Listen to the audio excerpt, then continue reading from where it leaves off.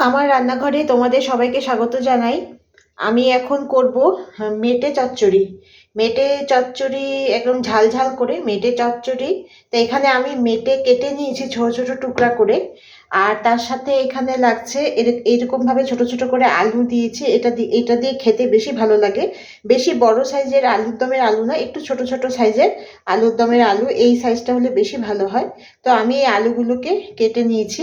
তার সঙ্গে থাকবে এখানে পেঁয়াজ কুচি, ফোড়নে দেওয়ার জন্য তেজপাতা, আর এখানে রসুন আর আদা থেতো করা। আর তার সঙ্গে থাকবে এখানে লঙ্কার গুঁড়া আর হলুদ আমি একসঙ্গে জলে গুলে রেখেছি। তো এই দিয়ে আমি আজ এটা করব। তো এখন সবার প্রথমে আমি কড়াই গরম হয়ে গেছে, এখন কড়াইতে তেল দিয়ে আমি মেটেটাকে একটু হালকা করে ভেজে নেব।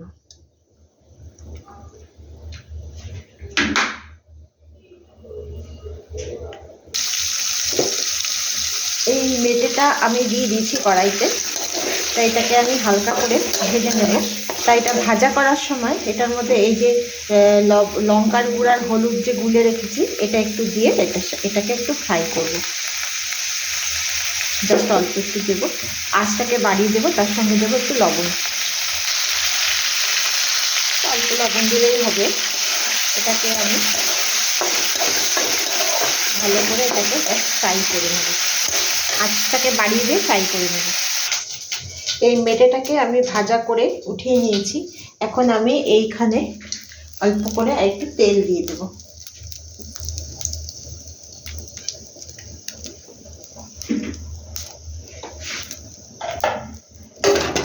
তেলটা একটু গরম হোক। তেল গরম হয়ে গেছে, এটার মধ্যে দিয়ে দেব তেজপাতা, তার সঙ্গে দিয়ে দেব পেঁয়াজ কুচি।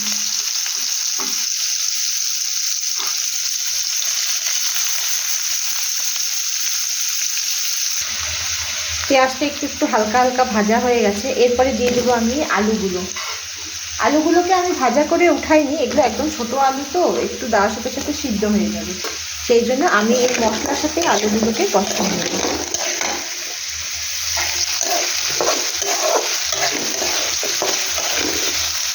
তারপরে দিয়ে দেবো আমি আদা রসুনের পেস্ট।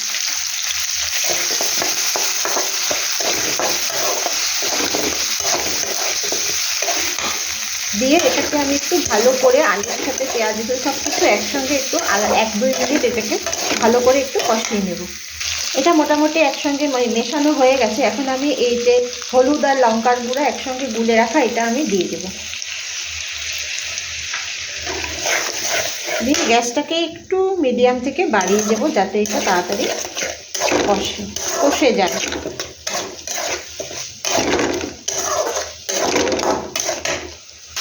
তার মধ্যে দিয়ে দেবো আমি এখানে লবণ, দিয়ে দেবো অল্প মিষ্টি, দিয়ে আমি এটাকে 3 মিনিট মতো, একবারে 3 মিনিট মতো এটাকে কষাবো।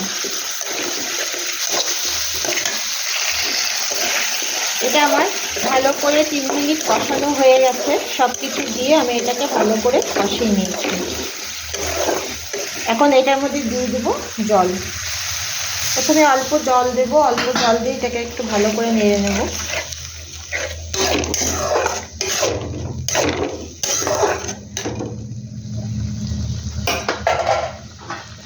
তারপরে পর্যাপ্ত পরিমাণে একটু হালকা মাখা মাখা ঝোল থাকবে। এটাতে বেশি ঝোল বা একদম মাখা মাখা হবে না, হালকা হালকা মানে একদম রসা রসা টাইপের একটু ঝোল থাকবে, সেই বুঝে জলটা দেব আমি।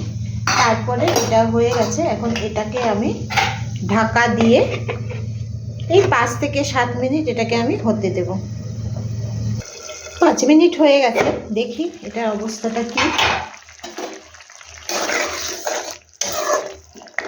হয়েছে। আলুটাও মোটামুটি একটুখানি সিদ্ধ হয়েছে, একটু শক্ত আছে, আধা শক্ত আছে। এই আধা শক্ত অবস্থাতে আমি এখন এই মেটেগুলোকে দিয়ে দেব।